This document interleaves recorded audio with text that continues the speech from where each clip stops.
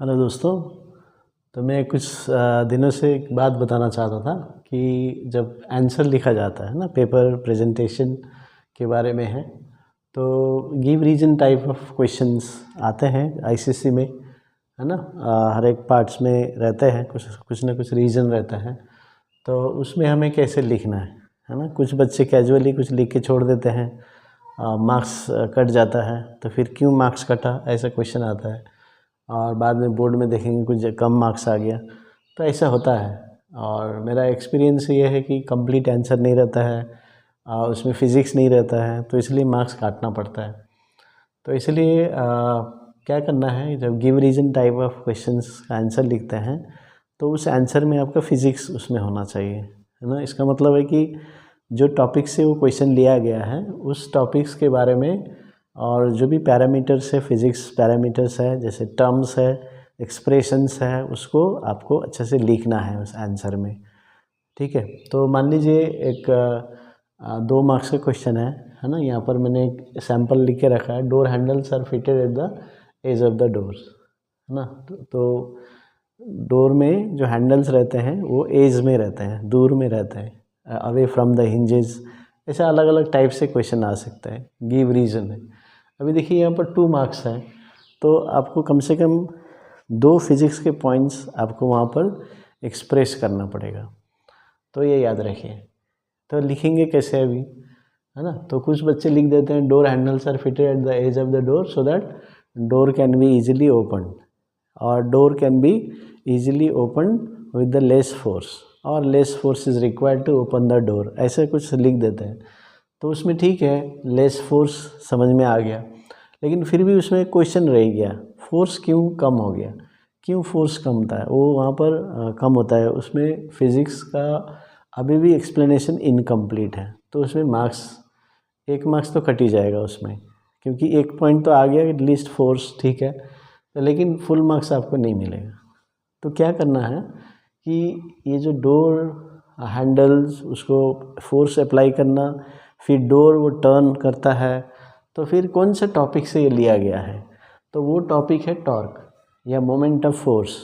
तो moment of force आपके answer में रहना ही चाहिए, या टॉर्क आपके आंसर में होना ही चाहिए, क्योंकि वो मेन टॉपिक है जहाँ से क्वेश्चन लिया गया है ना। तो मेन टॉपिक आपका होना चाहिए, जैसे टोटल इंटरनल रिफ्लेक्शन, रेजोनेंस, है ना। ये सबसे बार बार क्वेश्चन आता है, बार बार गिव रीजन टाइप का क्वेश्चन आता है। तो आपका आंसर में रेजोनेंस होना चाहिए, है ना, टोटल इंटरनल रिफ्लेक्शन, ये सब जो उस टॉपिक का जो मेन जो की वर्ड है वो आपको रहना ही चाहिए।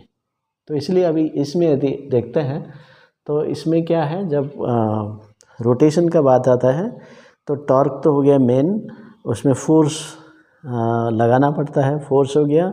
फिर और एक है इम्पोर्टेंट है, वो है distance, perpendicular distance of the force from the axis of rotation. तो इसका मतलब क्या है, अभी ये जो टॉपिक है इसका फॉर्मूला में फोर्स इनटू डिस्टेंस है ना, परपेंडिकुलर डिस्टेंस।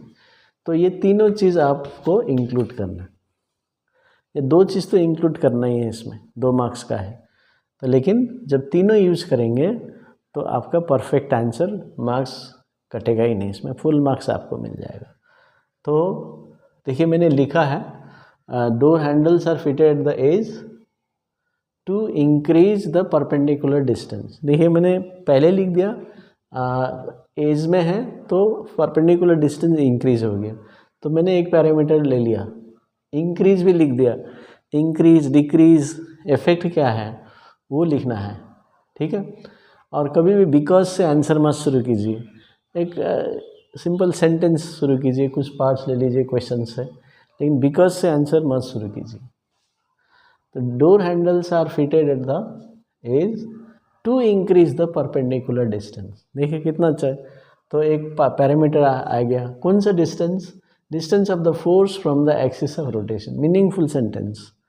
अभी तो इंक्रीज हुआ तो क्या हुआ, so that least force can be or lesser force can be used to achieve the required torque to open the door।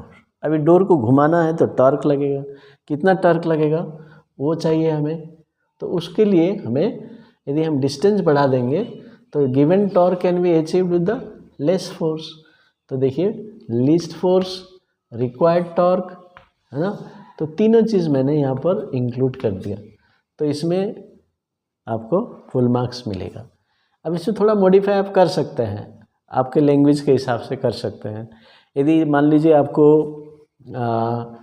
ये तीन चीज़ आपको यूज़ करना है, जैसे मैंने एक ही सेंटेंस में यूज़ किया, मान लीजिए एग्ज़ाम में आपको एक ही सेंटेंस में आप बना नहीं पा रहे, इंक्लूड नहीं कर पा रहे, कोई बात नहीं है, आप सेकंड सेंटेंस भी लिख दीजिए, लेकिन इंक्लूड कीजिए। सिर्फ फोर्स लिख के मत छोड़िए, फिर टॉर्क मत छोड़िए, परपेंडिकुलर डिस्टेंस लेके मत छोड़िए। तो जो भी फिजिक्स है इस विषय में उसको यूज़ कीजिए। और मैंने क्या किया है देखिए, अंडरलाइन कर दिया। तो आपको भी शायद आपके टीचर ने सिखाया होगा, पहले भी मैंने वीडियो में बताया है, अंडरलाइन करना बहुत इम्पोर्टेंट। तो एग्जामिनर यही चेक करेगा, फुल मार्क्स दे देगा। ठीक है, तो ये है तरीका। तो इस तरह से आपको लिखना है, लेकिन इंक्लूड करना है, सिंपल इंग्लिश लिखिए, इंग्लिश रॉन्ग नहीं होना चाहिए, और मीनिंगफुल सेंटेंस, इसमें कंप्लीट सेंस आना चाहिए। तो ये गिव रीज़न टाइप में आपको फॉलो करना है, और कभी भी कैजुअली मत लिखिए, सीरियसली सब फिजिक्स का टर्म्स उसमें इंक्लूड करने का कोशिश कीजिए। तो देखिए आपको गिव रीज़न टाइप में फुल मार्क्स आपको मिल जाएगा। ठीक है, थैंक यू।